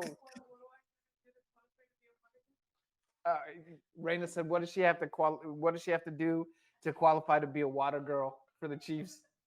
Run. A lot. All right, what are we at? Number 4, Nick Bosa. So for me, Nick Bosa won Defensive Player of the Year, and he didn't deserve it. and then he whines like a bitch about the NFC Championship game. So fuck Nick Bosa and his stupid racist brother Joey. Fuck them both. This escalated quickly. Yeah, I have nothing good to say about Well, Nick moving Bosa. on to number 3. Yeah, Jalen Hurts. I'm gonna let you take this away. look, the when Jalen was drafted, I was every Eagles fan. Like, we just paid Carson Wentz 100 some odd million. Why Saw the how that fuck? panned out. Why are we drafting a quarterback in the second round? Little did I know, start of the next season. It was gonna go downhill fast. What do you mean 4-12? We were just in the Super Bowl. So when Jalen started, it was rough. It was rough. Like, yeah. But he always had games where he would show you like, oh, if he gets a chance to develop, he can be insanely talented. And I think regardless of what anybody says um, about running back or this, that, and the third, I think Jalen has proven to everybody that the Eagles need Jalen as their quarterback. He's the franchise quarterback, plain and Right. simple. The he was 14-1 last year. He is 18-2 in his last 20 games. That's insanity. It's fucking insanity. Um, I think I think he suffers the same fate that uh, Fields suffers and that Lamar suffers, in that they're quarterbacks who their run game is so insane that it's the only thing people pay attention to, right? And then thank God, thank everything holy in the universe everywhere that God created, we got AJ Brown. Because Yeah. holy God, like it Jalen was talented before AJ, but when you get a receiver that you have a relationship with and a bond with, and you can tell that they love playing together, Yeah. it's night and day, dude. It's night and day. Um, I I wanted to see Jalen at number 2, but I understand why they put Justin Jefferson ahead of him. Um, because He's that everybody wants guy. to be him. Justin Jefferson literally is him. Like, Like, the man led Justin the league in Jefferson, receptions and yards. I'm like, and he was the Justin offensive player of the Jefferson has. year. I think JJ has the potential to pass up Megatron's record this year. I'm like, So, look, it's possible. I love I love Jalen, and I have a Super Bowl jersey hanging up in my closet. I am Once this new check comes in, I'm going to order a Kelly Green jersey for Jalen as well. Um, I think Jalen has shown beyond a shadow of a doubt that he can lead, and that it's not just about what you show people on the field. It's about who you are as a person, right? And Jalen has always, my favorite part about Jalen, and every sportscaster says this, but my favorite part about Jalen is the fact that when you look at on the sidelines, AJ and Devontae are over here goofing off because we're up, I don't know, 35-10 against the Steelers or whatever, right? Jason Kelsey's got on a Batman mask, the fat gut all hanging out, just chilling, right? Jalen has a tablet in his hand, sitting on the bench, studying plays, pissed off because he missed a check down, pissed off because the throw was an inch or two too high, or whatever the case is, right? Jalen, there should be nobody in the world left to hate on Jalen. And I'm going to choose a little bit more violence right now and say, fuck you, Nick Wright, because you have no idea what you're talking about, and you should never talk about football ever again. Anyways, what are your thoughts on Jalen? I'm like, he for what he wasn't ranked last year at all. So last year wasn't his greatest year. But to go from not being ranked to being number 3, after coming off a Super Bowl run. I'm like, it's not terrible. And it's like to say that he missed 3 games and he was just 300 yards away from making 4,000. I'm like, because he clearly could have got 4,000 yards last Oh, year easy. if Yeah. it wasn't for those injuries and missing those Yeah. 3 games. Without a shadow of a doubt. So just based off of those facts, I'm like, there should be no reason, barring injuries or any setbacks or whatever the case may be, he should have 4,000 yards Yeah. this year without any issues. Did Because you see what they said? What Chicago's training staff kind of came out and confirmed today? what that is. That game that Philly played in Chicago where Jalen got hurt, it wasn't a shoulder injury. He broke his fucking collarbone and finished the game. That'll do it. That'll do it. Yeah. I mean, look, Chicago's a rough enough place to play in the summertime, but Stupid you're talking grass. about we were in October, November in Chicago. I think it was like 20 degrees outside, and he had a 300-pound lineman land on him, And we got snapped his and, collarbone, and finished playing our the grass game. is That's terrible. yeah, it's We, we insane. So we still got grass. yeah, well, I'm not a big fan of fucking turf, Yeah, as we know. evidenced by the fucking Super Bowl. So we agree that Justin Jefferson is good at Yeah, two. yeah, And then of course we already know Patty. like Patty's there. Like that's Yeah, I don't think you can just Patty is Patrick gonna Mahomes. be up there for a while. I feel like. I Yeah, think somebody's gonna have to come and take it from him. until somebody wins a Super Bowl, and I don't mean like Justin Herbert wins a Super Bowl and he's going to take the top spot. It's got to be No, one of the top 3, 4 quarterbacks in the league to win a Super Bowl to even sniff his ass. yeah, and I think the only non-quarterback who could do it is Justin Jefferson right now. Because He's just I'm too like, good. he's just an undeniable talent that nobody can figure out. You got all this kind of film, and somehow he still figures it out. Like 5,200 yards, 41 touchdowns. Like, and he had the trifecta with the Super Bowl, the NFL MVP, the finals, the Super Bowl Super Bowl MVP. MVP, Like, yeah, like you can't ask for a better top off the year and go into the next season as the #1 player in the NFL. true. Let me Like, ask you this: if he only wins these two Super Bowls, Hall uh-huh. of Famer or not Hall of Famer? As of right now, Yeah, with just this, with what just he these has on, two. Yep. absolutely, I without a was thinking shadow the of a exact doubt. same thing. Some people are gonna say, "No, man, it's he hasn't played long enough." Listen, this man's been in. He got drafted in 2017. You He get didn't. two Super Bowls, He a didn't Super Bowl start to MVP. his second year in the league. Yeah, I believe his second year. yeah. Every single year that he has started, at a minimum, he's been in the AFC Championship game. What is it? 3 out of 5 I think so, and he's 2-1 in the in the Super Super Bowl. Bowl. That's pretty good odds. I Suck think. my toe. Yeah, I There's think just he's no way. he's definitely a first ballot guy. Um, There's without a shadow of a doubt. I'm I like, if you look at his numbers, let's just take away and you just look at the numbers, and you're Did he like, throw for like man, 50, you said he threw for like 50 some odd 100 yards. he threw for 5,200 yards. He has the record for career passer rating for 107, career playoff passer rating with 107, career passing yard games per game minimum 303 yards a game, total yards by a quarterback in the season with 56, and he has a single season touchdowns um, in a single postseason with 11.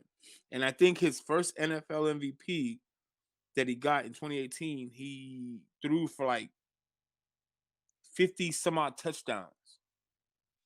There so if we want to go off of just 2018 and we're in 2023, that's 2018, 2019, 5 6 years, 6 years 5 years. in 5 5 6 years already going into 6 years as a starter.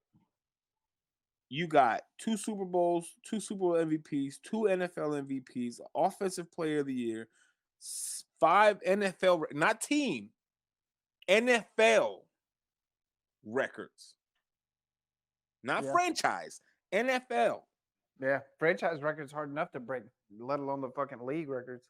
You're not gonna sit here and tell me that this man ain't gonna go into the Hall of Fame if he decided to walk away right now. If If Pat left today and never played a down of football, he would still make hundreds of millions of dollars as an analyst or something. But he would definitely be a He's first going. ballot guy. He is going in the Hall of Fame. I mean, you How many when quarterbacks have multiple Super Bowls? when he first came in, I'm not gonna lie, I was like, okay, he's gonna be RG3. That's what I thought. He's gonna be 1 year, one hit wonder, and that's gonna be it. He And made God, RG3 look like a scrub, yo, he made RG3 look like a backyard football and player. I was a fan of RG3. It's insanity to me. So I think, you and I talked about this before we got online. I think for the most part, the players and the order that they have in the top 10, I think they got them right. So speaking on Justin Jefferson, I wanted to ask you about this because Yeah. I seen these two little articles. One, they said that if you could pick any all-time player from a team to come back and play with your current team now, you can. But whoever that player is replacing that best player in that position. So they said that if it was Minnesota, you pick Randy Moss, you got to get rid of Jefferson. I Is take that it? that deal. So then, leading up to this, I don't know if you heard Chad Ochocinco Johnson. There was an interview floating around. Um, he said, I'm gonna take my glasses off so you can see how real I am about this. Top two receivers that he's ever seen, played with, or witnessed in his career: Randy Moss and T.O. Nobody's better than them two. I was like, in my mind, I'm like, so we just not gonna think about Jerry Rice? See, that's the thing is those things are so subjective, right? I'm not taking away from them two. I They're think no, no, them. no. I feel like them three, Rice, Owens, and T.O., they are probably the most untouchable receivers as of right now. Can there be somebody? Can Justin Jefferson surpass one of them? Most likely, possibly, depending on how his trajectory goes. But right now, outside of like Justin Jefferson, even as great as AJ Brown is, Jamar Chase, Stephon Diggs, these receivers that are like elite, Yeah, yeah. can you honestly say with a straight face that any of them can touch them three? Outside of Justin Jefferson, take Justin Jefferson because We're taking JJ out. taking JJ out. Can Tyreek Hill be, if he were to play another 7 years, can he be at that level of those Can three? he be what Jerry Rice was for the Niners? No, absolutely not. That's the thing is like Jerry Rice was all things, right? Tyreek is just Tyreek. And that sounds really dismissive and shitty because Tyreek Hill is a monster. But what I mean by that is when the Niners were playing, tell me the other when Rice was playing for the 49ers, tell me the other receivers he was playing with. During that Super Bowl era that they was winning Super Bowls, Yeah, I can't. exactly. I can't do Now, that for you. aside from Steve Young, name me another player on, or not Steve Young, Joe Montana, name me another player on those teams that you On don't have to look up. offense, It doesn't matter. Ronnie Lott. Okay. So on offense of the Minnesota team right now, name me, and it can include people who are gone. But right off the top of right off the rip, name me more players on that Minnesota offense that Justin Jefferson plays with. Well, you had Dalvin Cook, you got Yep. Kirk Cousins, Yep. Thielen, Yep. Madison. Point. That's my point, right? I love JJ. I think the dude has the potential to be the greatest wide receiver ever. But let's acknowledge what he has versus what Jerry Rice had. Jerry Rice was it. Jerry Rice was the guy that would get triple teamed and would make dudes look like assholes. You're right. Right now, hell, in the past, I think the closest person that could have touched those three in the past, I don't know, 10, 12 years was Megatron. Yeah. I don't see anybody. Megatron was different. He was special, dude. If now, if Justin Jefferson gets 2,000 yards receiving, I think that puts him in that category. Sheesh. But I don't think right now he can touch Randy Moss or T.O. or Chad Ochocinco or Jerry Rice. I think Ochocinco is a better receiver than JJ was too, but or JJ is, but that's my opinion. I think oh, this is what I want to talk to you about. So you and I obviously we text off of offline. Right. NIL and transfer portals. What are your thoughts on college players entering the transfer portal? I don't mind it for the simple fact that um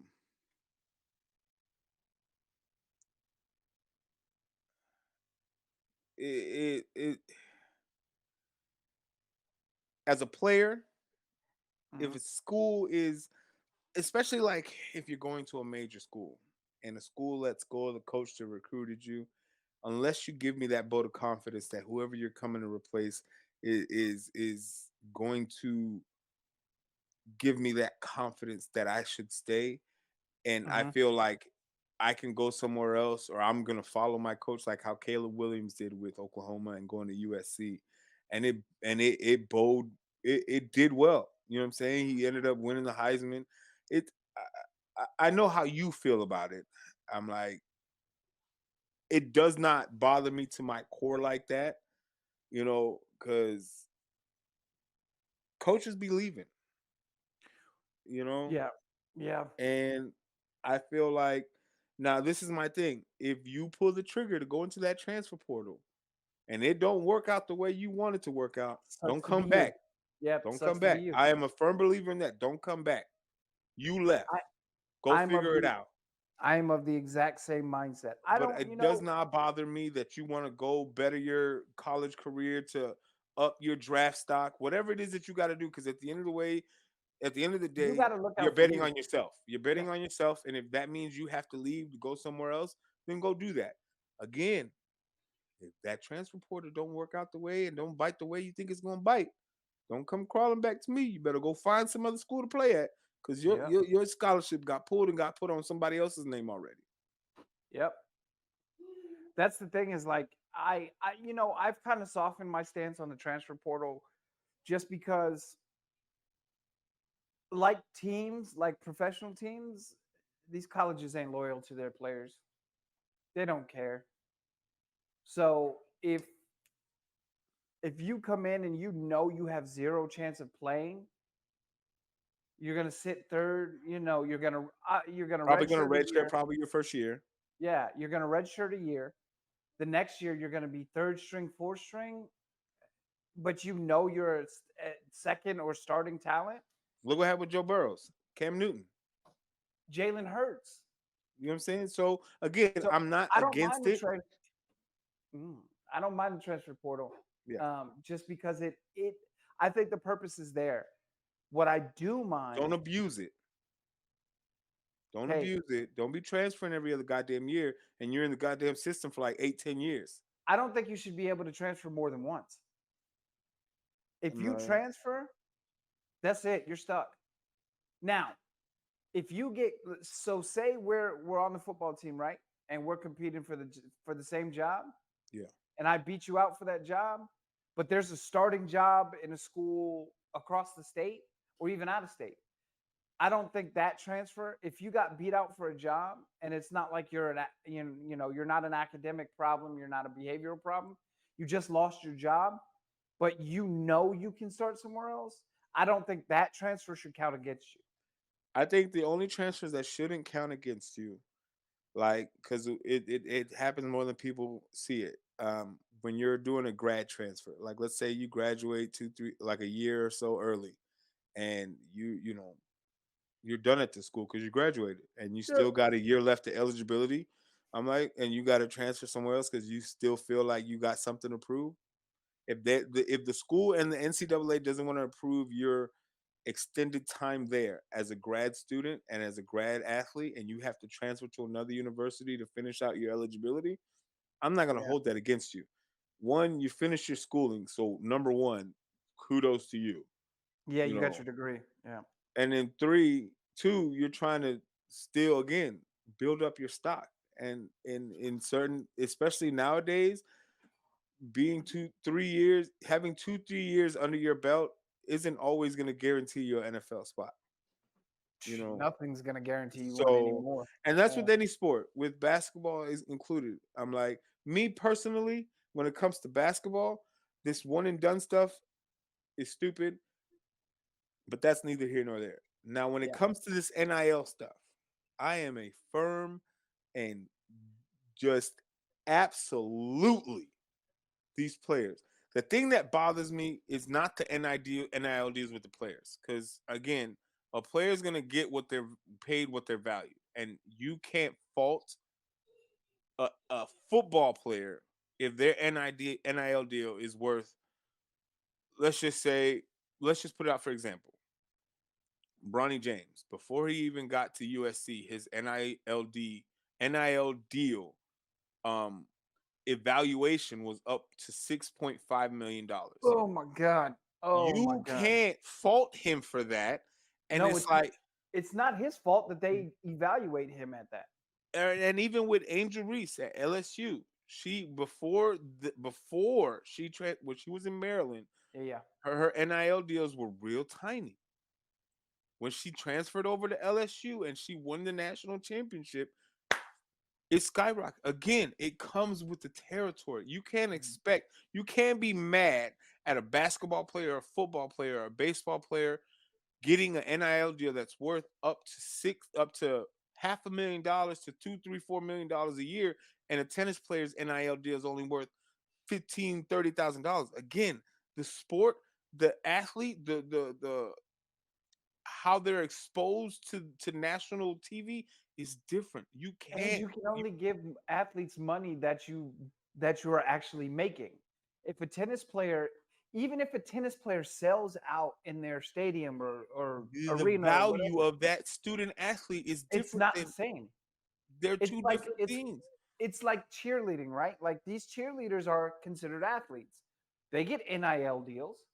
Some of them are pretty big, Let me but ask you this: them boosters, who they paying to see?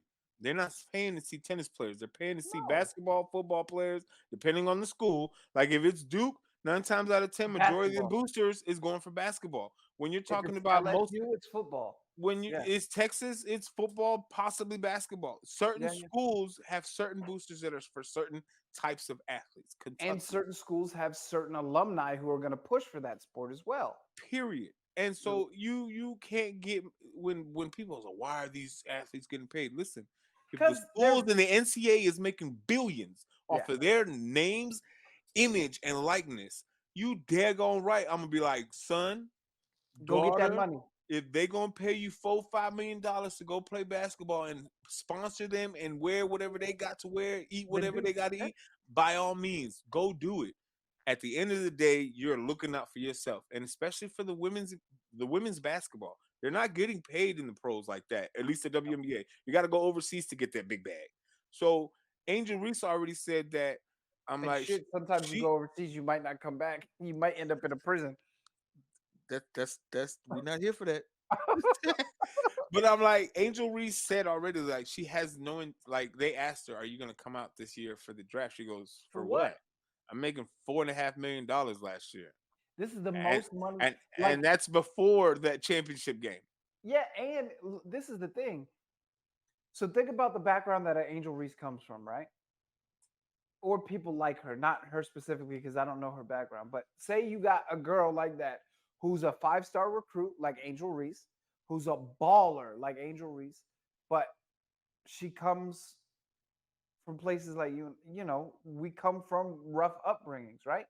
That $4.5 million that she gets, Life changing. dude, it's not just life changing for her, It's her it's family. It's different, mom, brothers, it's everybody. and Like, she's not about to just go from making $4.5 million a year to making possibly $350,000 to $500,000 a year. Yeah, what the fucking You bugging. yeah, what's the point? You Like bugging. my I'm not agent rushing into that. my agent is making more than I am as a I'm WNBA not player. It just doesn't rushing make into any that. sense. But Now, can she still make that money in sponsorships? Like, yeah, but right now, as a college student with no agents, no nothing, like, I'm like, you probably still got an agent because somebody, whatever the case is, yeah, but you're still, as a college student, you're making more money as a college student, especially in the female world, than you would as a professional athlete. Get out of my face. Stop yeah, talking to me. If you're not yeah. going to put more money in my pocket, stop talking to me. I don't understand people who are against the NIL deal It makes because no sense to me. this is what gets me, right? Regardless of how you feel about professional athletes get paid to play a child sport, I get it, right? Like I understand you're jealous. I'm jealous. I'm not that They're athletic. getting paid to play a game that we No, played in the backyard. exactly. I'm jealous. I get it. I understand. But these 18, 19-year-old kids, look at kids from Alabama that go into the NFL, right? For the most part. Hood boogers. 21-year-old kids that have full metal rods in their legs. What else are you gonna do? Like this, Tell me how that 19-year-old kid whose hip is now titanium because he took a crazy hit from a 300-pound lineman. the Tell me what argument he's gonna do. the argument that pisses me off the most about this NIL deal stuff, the people that are against it, this is their response. They're student athletes. They need to worry about books and their studies and all that. It's like, listen, first of all, Nobody gives a shit about a degree anymore. it's not even just that. Even if they are going to school for their studies, they got practice, training, weightlifting, weight training. They That got ensures them that they can actually go to school there. and this that it most of these student athletes, yes, they're student first, but most of these student athletes are at this school because of their athletic ability. Yeah. And it's not taken away from academics because you had to have some type of academic responsibilities to be able to get this scholarship. Yep.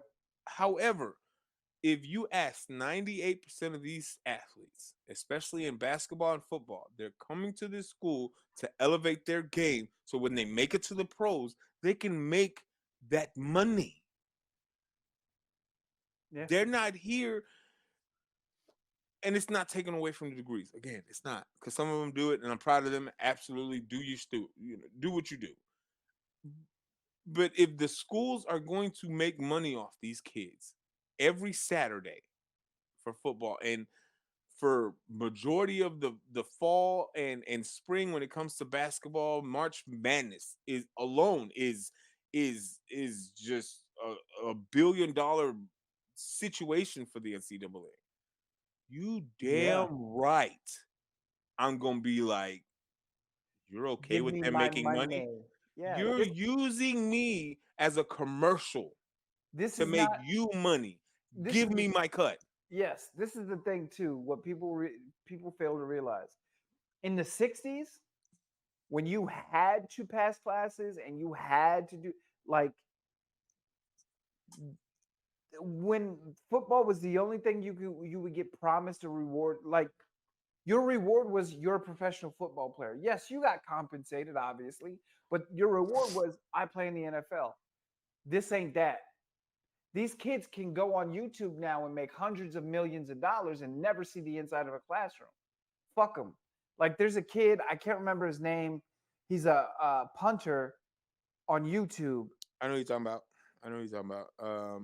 They could have drafted him, or like No, no, he he lost his lost his scholarship college because eligibility because he's making on YouTube. he was making He stupid got a money. call from I can't remember what team. NCAA. It was University of Central Florida. No, no, no. This is after that.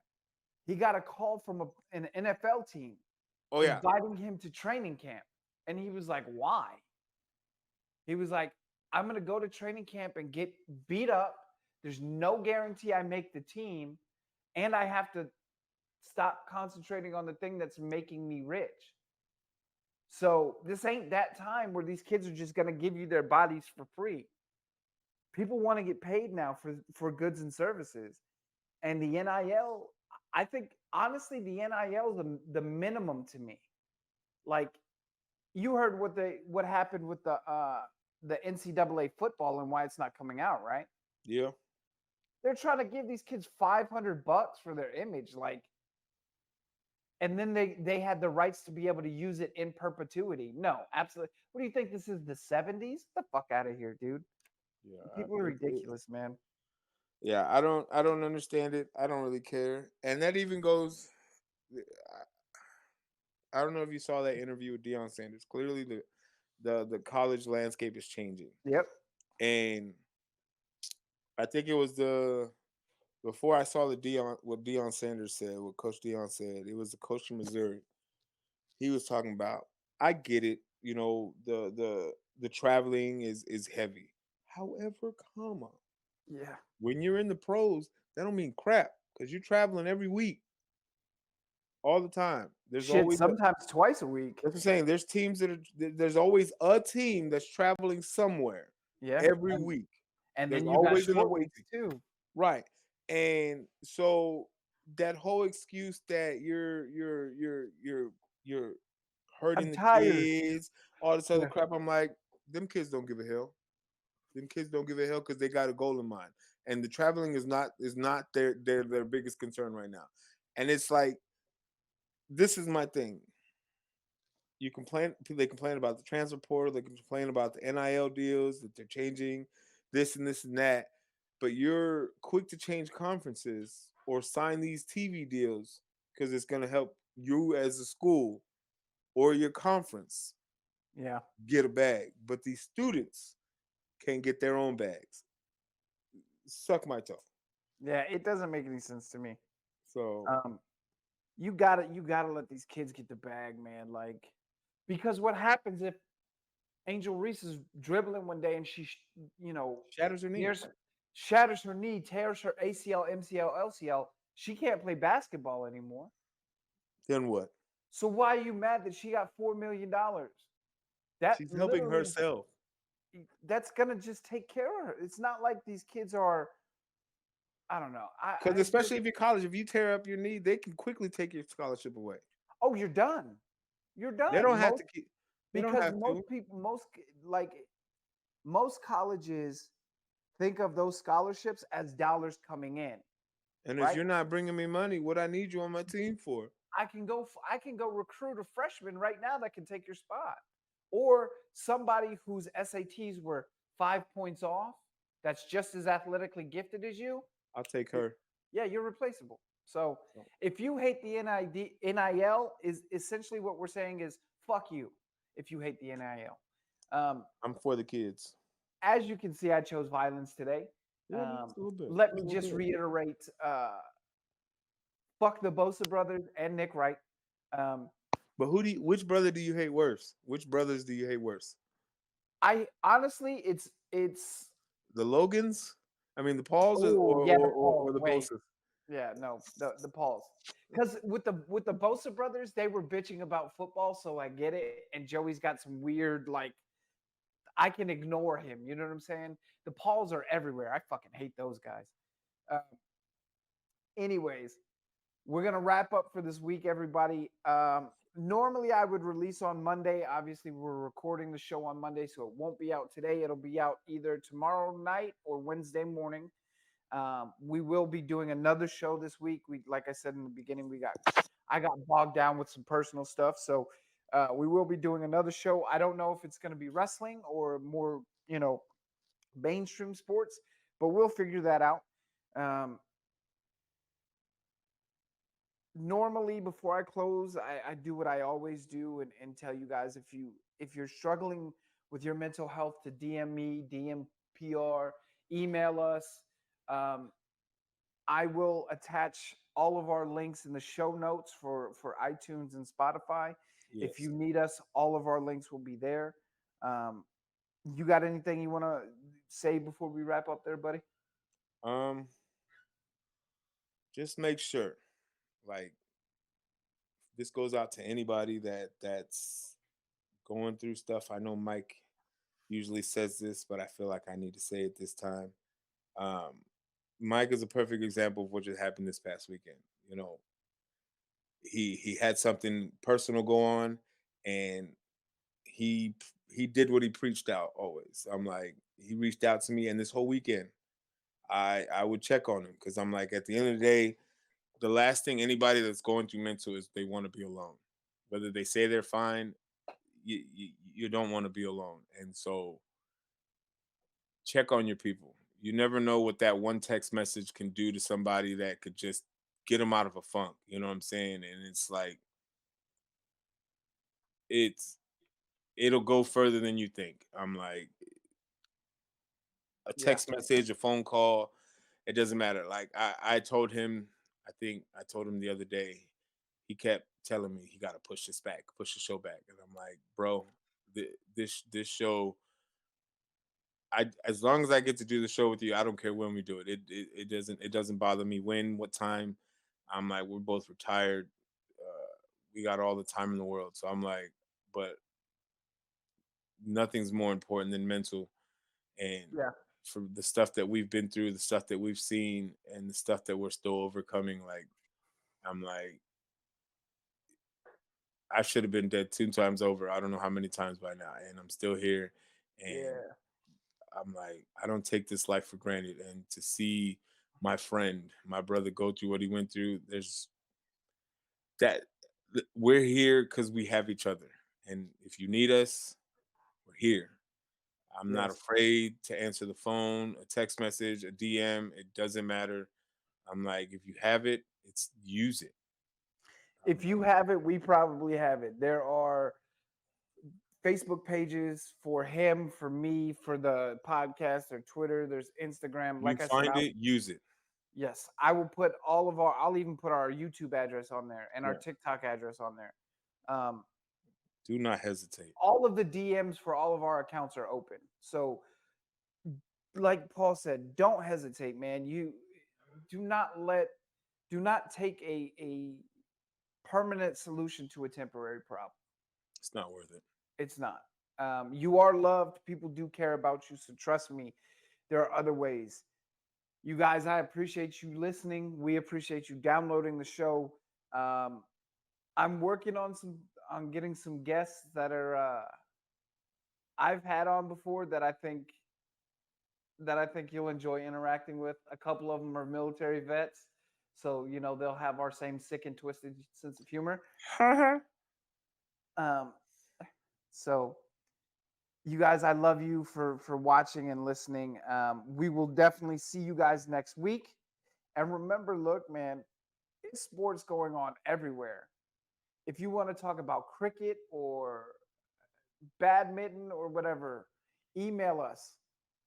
We'll figure it out. At Yeah, we'll figure something out. Just know that the heat check is here. We ain't going nowhere.